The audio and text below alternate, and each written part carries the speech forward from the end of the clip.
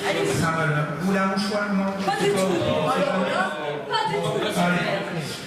Le vote est ouvert, les débats sont clos. Y a-t-il des avis contraires à ce sujet? Des abstentions? Pas d'abstention, le CEJ est voté à l'unanimité alors. Et ben voilà. On pense au gamin, qu'est-ce que vous voulez qu'on fasse? Tout ça pour ça, oui. Tout ça pour ça. Il faut que les conseillers. Je ne vous ai pas donné la parole, madame Guizian. Demandez-la. Les conseillers municipaux. Demandez-la, je ne vous l'ai pas donné. Ah, c'est pas normal. Vous n'êtes pas au courant de ce qu'est C'est le pas normal. On n'a pas de réunion de travail à ce sujet, rien n'est présenté. Dès que ça devient intéressant. Et ben voilà, merci, franchement, merci de prendre les conseillers de la majorité pour des personnes idiotes, je vous dis clairement. Puisqu'ils sont au courant, ils votent comme ça. Ils entendent ce que vous dites. C'est tout. Non, bien sûr, mais c'est bien sûr. C'est pas la réalité. Oui, mais bon, merci madame Guizian. Pensez aux enfants, comme vous dites. Allez, on passe au point suivant, ça concerne bien les enfants. Plutôt que de penser aux humiliations. Mais oui, on fait pour ça, nous, c'est bien connu. Allez, convention 2015-2016 pour les temps d'activité périscolaire, période 3. Bon, pas de remarque particulière, on est toujours dans des actions similaires à ce qu'ils faisaient, volume horaire similaire. Pas de souci là-dessus. Alors, s'il n'y a pas de souci, on y va. Y a-t-il des avis contraires? Des abstentions? Voté à l'unanimité, je vous remercie. Le point suivant, non pas de remarque particulière, je pense. Il s'agit d'une retrait d'une délibération du 20 décembre 2013 qui était relative à la cession de la parcelle AO 361 sur le lotissement des Vanneaux. Donc le conseil avait avait délibéré pour que cette vente de parcelle se fasse à monsieur et madame Damani Ahmed par courrier du 28 octobre 2015. Monsieur et madame Damani ont exprimé leur décision de renoncer à cette acquisition. Donc afin de pouvoir envisager la cession au profit de potentiel acquéreur, il demande au conseil de bien vouloir retirer cette délibération. Voilà, la régularisation, pas de questions particulières. Avis contraire.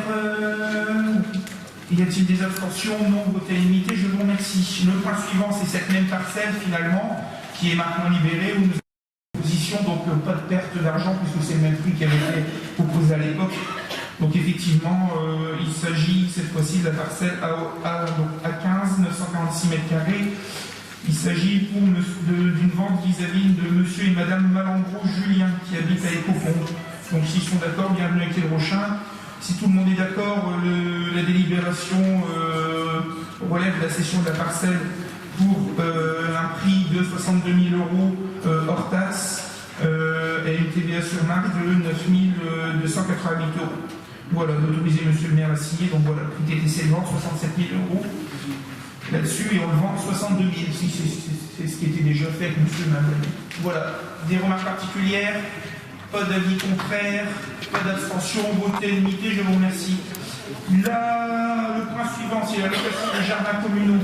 On revalorise la tarification, donc c'est les jardins situés, les 26 jardins situés au niveau de Mozart. Alors il y a une erreur dans les délibérations, il ne s'agit pas de la somme de 50 €, mais de la somme de 30 €.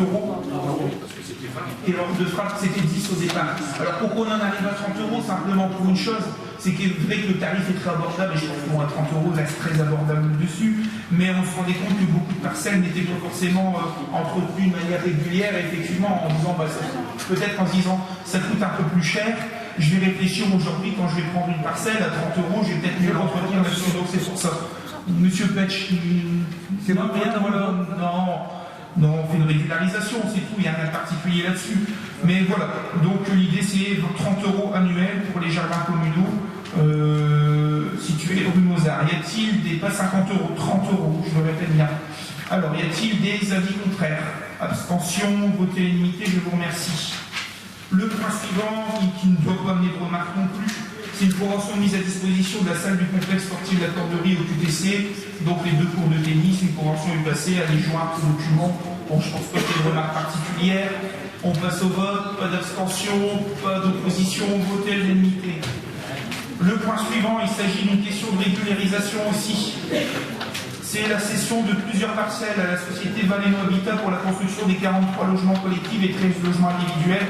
Effectivement, il y a eu une première délibération qui avait été faite en octobre 2013. Il s'agit des logements qui ont été construits rue Convoy et maintenant rue Marie Curie et rue Nelson Mandela. Sauf que les découpages, les nouveaux découpages ne correspondait pas, donc il fallait redélibérer, ressolliciter les domaines, et nous avons ressollicité les domaines qui ont donné la même offre, nous avons contacté Valeno Habitat, nous avons fait notre nouvelle découpe, donc on ne perd pas 1 euro là-dedans, c'est toujours 367 000 euros, sauf que c'est un nouveau plan de découpage qui a été enregistré, là. C'était pour 2 mètres carrés ou 3 mètres carrés, mais bon voilà, c'est une obligation. Est-ce qu'il y a des remarques particulières à ce sujet? Non. Alors on passe au vote, avis contraire, abstention, vote à l'unité, je vous remercie.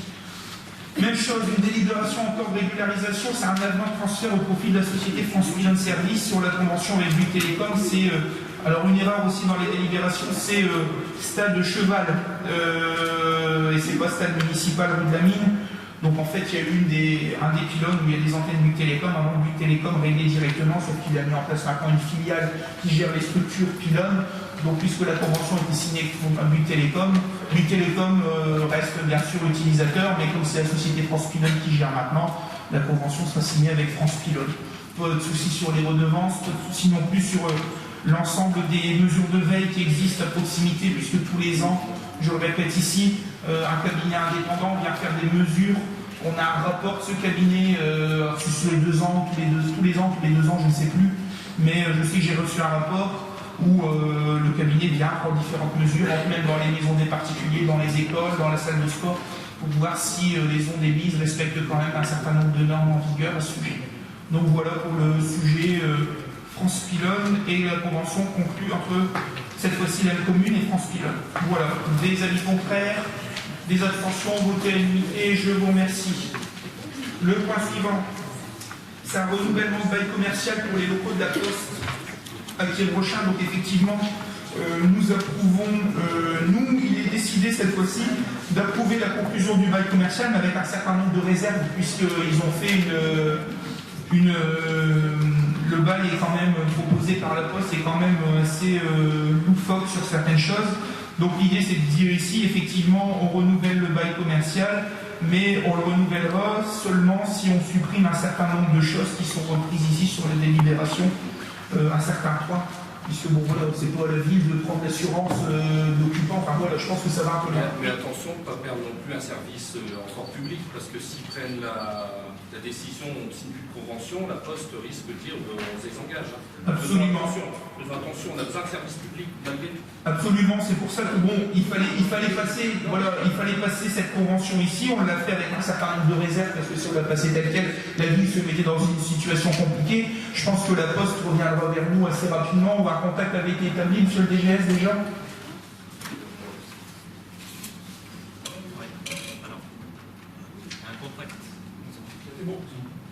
Un contact avait été pris en fait avec le service immobilier de la Poste pour éclairer un peu le débat. Ce qui pose vraiment problème dans ce projet de convention, c'est qu'en réalité la commune de Kiel-Rochin renonce définitivement à l'exercice d'un recours administratif, ce qui veut dire que pour la durée d'exécution, si elle est acceptée, elle prend en charge la totalité des sinistres, mais elle refuse d'exercer un recours contre la Poste, voire même contre son assureur. Donc ce serait à la fois illégal, puisqu'en fait une collectivité ne peut pas refuser à l'avance l'exercice d'un recours contentieux, et d'un point de vue économique, ce serait supporter seul un préjudice ou un sinistre sans savoir si les causes relèvent exclusivement de la collectivité. Donc, c'est pour ça que dans la note, on parlait d'excessivement défavorable ou de déséquilibre, qui est le principal. Mais effectivement, il y avait un détail.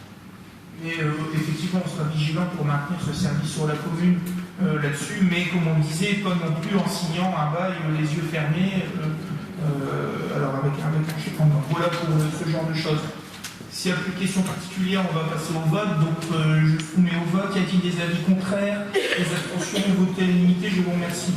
Le point suivant, même chose, c'est les choses qui arrivent à chaque conseil. C'est l'avis du conseil municipal sur le projet d'extension du Sidensian aux communes de Borbeck et Steenbeck.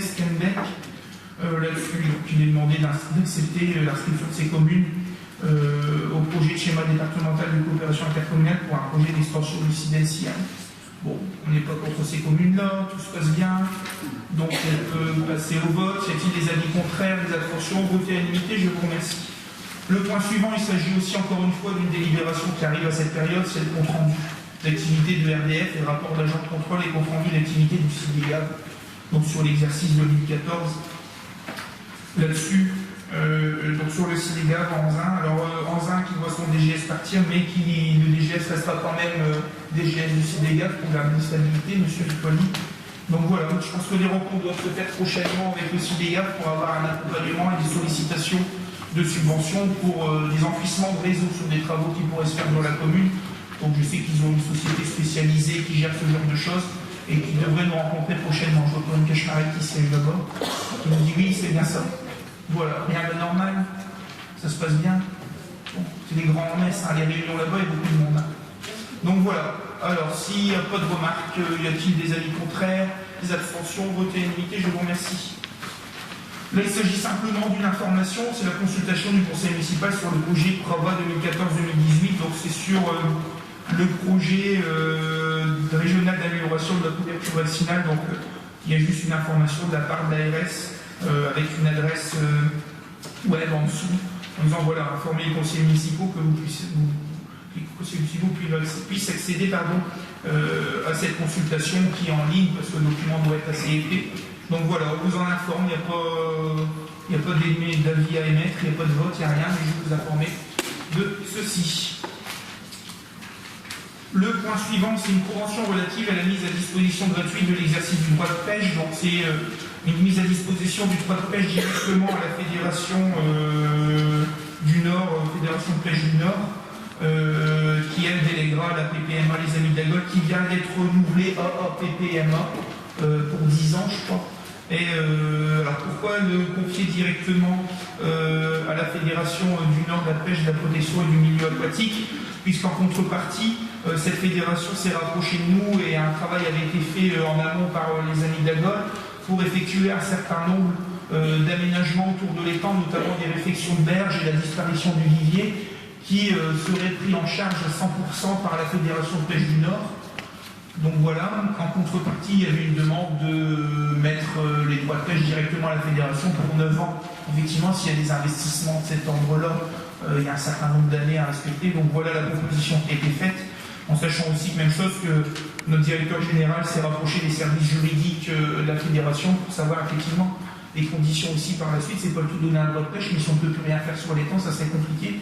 Mais effectivement, nous avons été rassurés puisque le maire exercera toujours ses polices sur l'étang, c'est-à-dire s'il doit fermer l'étang 2 jours pour les quartiers d'été, pour un feu d'artifice ou pour un autre concours de pêche ou quelque chose d'exceptionnel, la fédération, je ne vais pas dire n'aura pas son mot à dire, mais sera informée, ne pourra pas s'opposer à ce sujet-là puisque ce sera les pouvoirs de police du maire. Voilà, des questions particulières, oui. Voilà. Pas une question, une remarque. Et là, je m'adresse à vous, monsieur Namor. Je trouve que c'est une bonne chose de faire, de donner la gestion à cette fédération, car vous savez qu'elle a un agrément.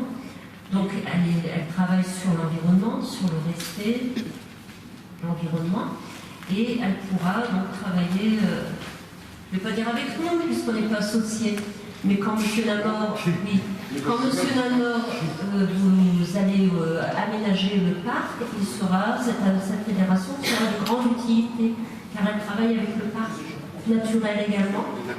Donc vous allez pouvoir faire du bon travail avec des avis de spécialistes, on va dire. Voilà. Merci pour votre remarque. On les a déjà rencontrés, effectivement. On a travaillé autour des aménagements. Tu pourrais voir vraiment sur le milieu aquatique. Mais ils sont effectivement, obligés, comme ils ont l'agrément, ils sont obligés chaque année de faire un rapport de ce qu'ils réalisent. Tout est contrôlé, donc on aura une gestion saine de cette étape. Oui, là-dessus, il n'y a pas de souci là-dessus. Et puis, sur une dernière chose aussi, dans le type d'aménagement qui devrait être réalisé, il y a aussi la réalisation de pontons pour personnes à mobilité réduite sur le sujet. Donc, effectivement, on a été assez attentif à ce sujet-là. On doit rencontrer les techniciens de la fédération ici début d'année pour maintenant mettre en place le programme, la programmation des travaux pour que ça puisse se passer au mieux et que ça ne gêne pas aussi la pratique de la pêche à un moment ou la pratique de festivité ou d'activité sur le parc à un moment. Voilà le sujet-là. Merci pour votre remarque. Alors, y a-t-il des avis on passe au vote. Y a-t-il des avis contraires, des abstentions? Votez l'unanimité, je vous remercie. Le point suivant, je pense, n'amènera pas de remarque particulière. On va faire une mise à disposition de la maison de quartier du Corbeau avec l'association Mieux Vivre Ensemble. Donc c'est une association un petit peu de quartier qui a été mise en place sur la cité du Corbeau. Ils ont d'ailleurs travaillé au marché de Noël avec un stand, et je sais que le dimanche 20 décembre, il y a un arbre de Noël pour les gens du quartier qui est organisé. Donc pour remercier bien sûr les habitants du quartier qui se mobilisent pour faire vivre la cohésion sociale et la vie de quartier à ce niveau-là. Donc effectivement, il y a une maison qui existe. L'idée qui est déjà mise à disposition par le bailleur social Maison Cité, l'idée c'est que cette association puisse occuper les locaux pour développer ses activités là-dessus. Voilà. Je ne sais pas s'il y a des remarques particulières, non? Non, simplement une petite remarque. Oui. C'est bon. C'est juste une sorte d'atmosphère. Oui. L'association disposera d'un jeu de clés pour lui permettre d'accéder librement à la maison de quartier au jour et au horaire définis. Article 1. Article 5. Les créneaux d'utilisation, c'est le mercredi de 9h à 18h et le samedi de 9h à 18h. Donc, s'ils ont les En clés. fait, on a les clés. Je peux m'exprimer? Ouais, je vais juste donner la parole, mais sur les clés, de toute façon, on va voir avec le bailleur pour y installer ce qu'on fait maintenant dans tous les bâtiments, un système de contrôle d'accès avec des horaires régulés. Donc vous aurez un cylindre avec un bip, où le bip, l'utilisation ne pourra pas se faire à d'autres horaires que ceux qui sont définis ici. Donc voilà, techniquement. Peut-être Mme Lornier qui voulait rajouter un petit mot. Alors, Il faut bien appuyer. C'est bon. Alors en fait, effectivement, nous avons les clés actuellement. Il faut savoir que tout simplement, nous organisons des événements exceptionnels.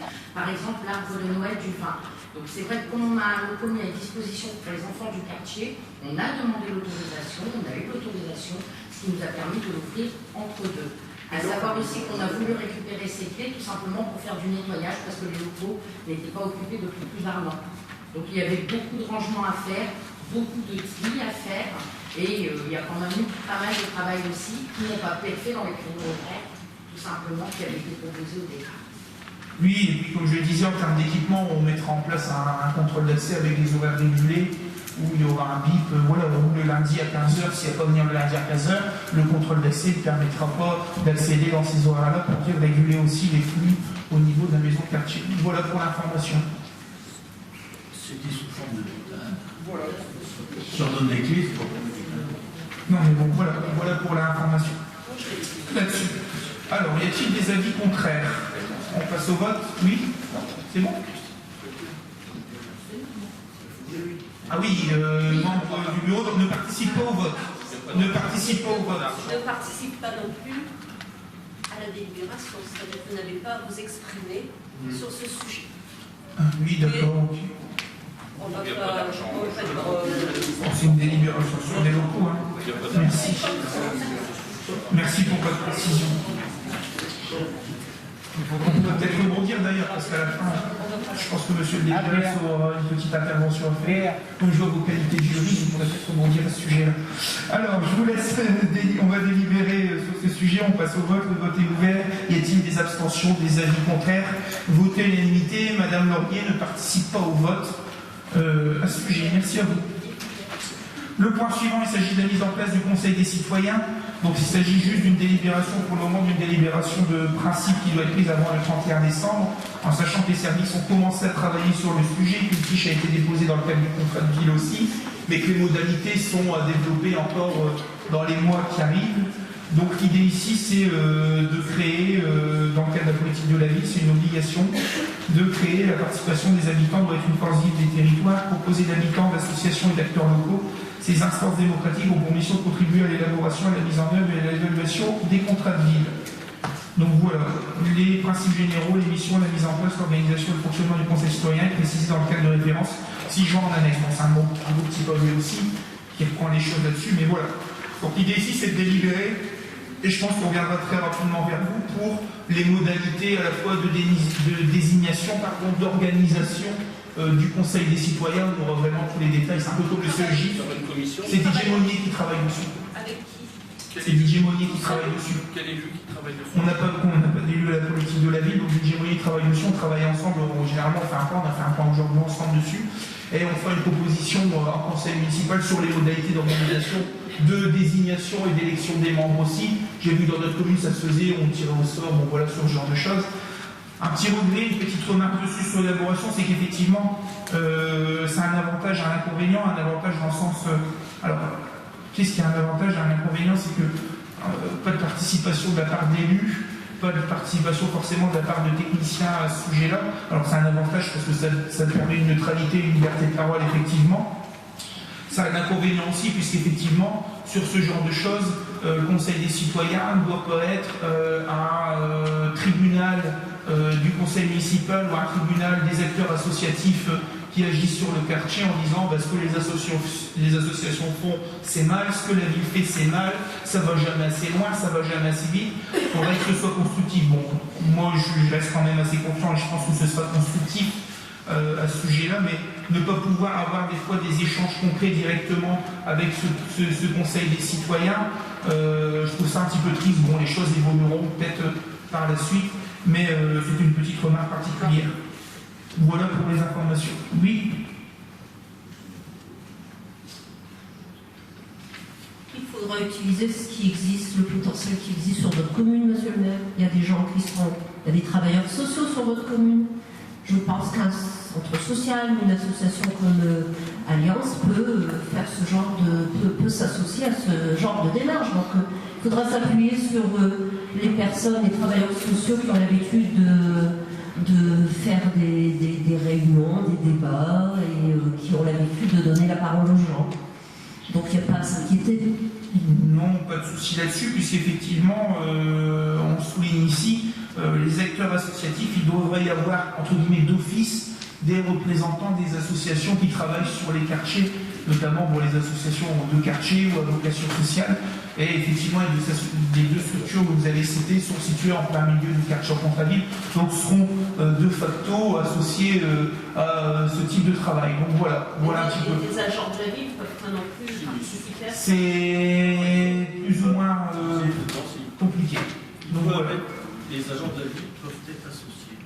Appui à gauche. Oui, vous coupez. Hop, je vous coupe, c'est bon. C'est bizarre comme système quand même. Hein. C'est un à la fois, il y en a un à la fois. J'ai pas besoin de briquer. Donc on ne peut pas converser.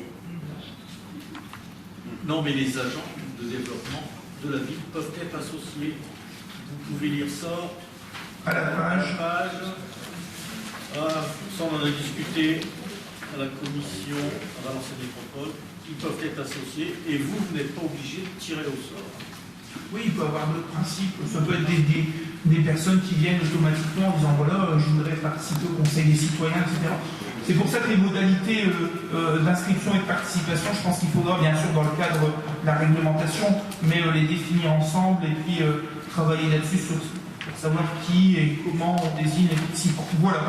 Voilà pour les questions là-dessus. Bon, on va ouvrir le vote, passons au vote.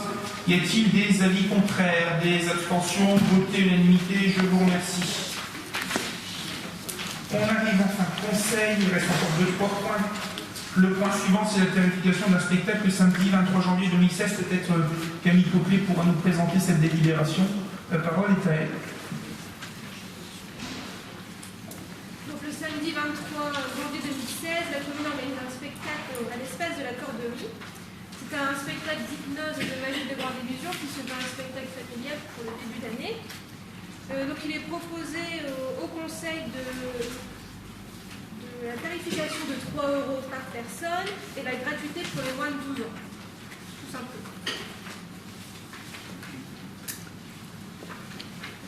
Voilà, pas de remarques particulières à ce sujet. Est-ce que tout le monde est d'accord? On passe au vote alors. Des avis contraires, des abstentions, vote à l'unanimité, je vous remercie. Le point suivant, encore une fois, c'est une rétrocession concession funéraire. Donc rien de spécial de M. Saladini. Guglielmo, comment on dit ça? Guglielmo. On est un spécialiste. Donc voilà, propriétaire de possession avec une partie qui partira au CCAS, une partie qui reviendra à la ville. Voilà, y a-t-il des avis contraires, des abstentions, voté à l'unité, je vous remercie. Le point suivant, encore une fois, alors là, c'est l'acquisition de la parcelle AD 561, donc en fait c'est le reste du bassin de rétention qui existe derrière la piscine du Sivom. La ville est déjà propriétaire d'un tiers du terrain, sauf que dans une obligation, ça vient de la SDCI encore une fois et de la préfecture, nous sommes obligés de faire un point puisque le Sivom est encore propriétaire de nombreux biens, à la fois sur la commune de Quiévrochin, sur la commune de Crépin, sur la commune de Tivancel. d'ailleurs des biens qui des fois posent problème. Un exemple simple, la salle des sports de la Renaissance de Crépin appartient à la commune de Crépin, mais le terrain appartient encore au Civom. Donc il y a eu une demande de régularisation sur un certain nombre de sujets pour que le Civom soit vraiment propriétaire uniquement des bâtiments dont il a entre guillemets l'usage dans le cadre de ses compétences. Donc effectivement, il y a un bassin de rétention qui existe derrière la piscine, qui est lié un petit peu à la piscine, mais aussi aux aménagements qu'il y a sur le secteur, notamment pour l'aménagement de l'extension du Cimetière des ce bassin s'avère très utile. Donc l'idée, c'est de rétrocéder la parcelle, de vendre, de faire une cession à l'euro symbolique du Civom vers la commune de Kievrechin du reste du bassin, en sachant aussi qu'on devra certainement contacter le CIDED-SIAN à ce sujet, puisqu'il s'agit d'ouvrages hydrauliques d'assainissement et que la compétence appartient au CIDED-SIAN et savoir ce qui est possible de faire à ce sujet. Voilà. Donc voilà pour les informations à ce sujet. Je ne sais pas, donc à l'euro symbolique. Je ne sais pas s'il y a des remarques particulières. Donc voilà, rien de spécial. Alors on passe au vote. Y a-t-il des avis contraires, des abstentions, voté à l'unité? Je vous remercie. Le point suivant peut être abordé puisque le comité technique paritaire commun s'est réuni hier et a émis en plus un avis favorable, donc je vous en informe ici. Il s'agit du programme pluriannuel d'accès à l'emploi du titulaire, donc il s'agit d'agents qui sont contractuels de manière continuée sur les mêmes postes depuis un certain nombre d'années. On a 2 agents sur la commune, donc ces agents sont éligibles. Il faut une délibération du conseil municipal en disant que le conseil municipal est bien d'accord à ce sujet, donc avec avis favorable du comité technique paritaire commun à ce sujet. Donc voilà, des avis, on va passer au vote s'il n'y a pas de remarques. Y a-t-il des avis contraires? Y a-t-il des abstentions? Voté à l'unité, je vous remercie. On passe au dernier point, puisque des questions écrites questions orales, mais à l'écrit bien sûr, m'avaient été sollicitées par le groupe minoritaire. Effectivement, un certain nombre de questions, 4 au total à ce sujet. Donc, alors je ne vais pas rappeler le règlement intérieur du conseil municipal, la saisine a été faite en temps et en heure, et nous rappelons que sur ces questions, aucun débat n'est mené, il s'agit juste d'une réponse aux questions déposées à la mairie dans les délais exigés. Alors la première question qui nous a été demandée, c'est une demande, alors je dis directement, cette question, quand allez-vous soumettre au vote la délibération concernant le jumelage? Alors aujourd'hui, il faut savoir qu'on n'a aucune obligation légale, sauf qu'effectivement, on avait fait une délibération qui disait que le projet de convention serait proposé au conseil municipal.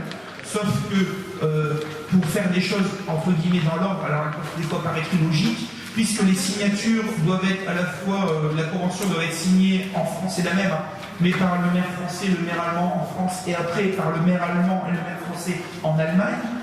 Ça ne s'est pas encore déroulé. L'idée, c'était de dire les 2 maires signent des conventions, viennent, et les conventions sont soumises aux 2 instances délibérantes à ce sujet.